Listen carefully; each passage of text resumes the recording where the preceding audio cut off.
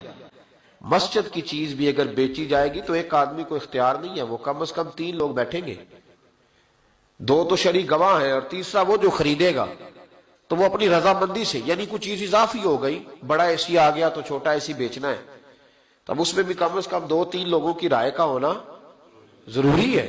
ایسے کسی عام آدمی کو یہ کام کرنے کی اجازت، وقف کا مال جو قومی ہے، ہمارے ہاں تو لوگ حضرت مولا علی شیر خدا کرم اللہ تعالیٰ وجہ الکریم کے بارے میں ہے نا کہ ایک مسجد کو ایک آدمی کوفے کی جامع مسجد سے تیل نکال کے لے جاتا تھا، لوگ تیل رکھ کے جاتے تھے کیونکہ بڑے بڑے چراغ مسجدوں میں جلتے تھے، تو جو لوگ جس طرح آج لوگ مسجدوں میں گلے لگے ہوتے پیسے ڈال جاتے، اس وقت تیل ڈال کے جاتے، وہ تیل نکال کے لے جاتا تو دلیل بڑی تگڑی دیتا تھا۔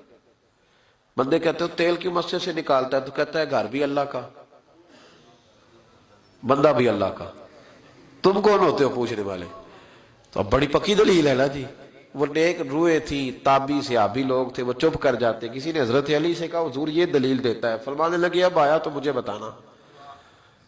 تو وہ آیا تو حضرت علی کو بتایا کہ حضور آیا ہے۔ باہر نکلا تو آپ نے پکڑ کے ستون سے باندھ لیا دونوں ہاتھ، شیر خدا تھے نا، اور علم کے شہر کے دروازے تھے مولا کائنات، ہاتھ میں درہ پکڑا اور 3-4 مارے تو کہنے لگے یہ کیا کر رہے ہو؟ فرمانے لگے بندہ بھی اللہ کا، درہ بھی اللہ کا بنایا ہوا۔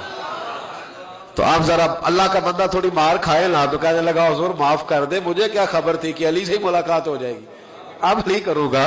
ہے نا عجیب فلسفہ ہمارا کہ جی وہ سرکاری ہے جی، ہماری ہے جی، بلکہ لوگ دلیری کرتے ہیں ہمارے ٹیکسوں کی آئی ہے۔ سبحان اللہ، بڑا تو ٹیکس دیتا ہے، اللہ خیر کرے، بڑے کروڑوں روپے تم نے قومی خزانے میں جمع کرائے، ٹیکس دیتے ہیں جی ہم۔ کیا مسئلہ ٹیکس دیتے ہو؟ کہتے 10 روپے کٹ دیں میرے موبائل سے جو تو میں ایزی لوڈ کر۔ یہ دلیلیں ہیں ہماری نفس کو مطمئن کرنے کے لیے۔